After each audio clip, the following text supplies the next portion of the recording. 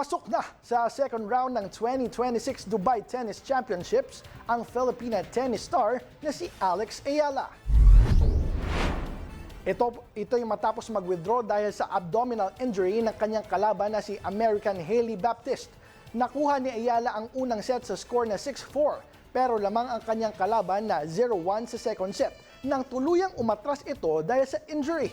Makakaharap ni Ayala ang world number 8 at 6 seed na si Jasmine Paolini ng Italy sa susunod na round.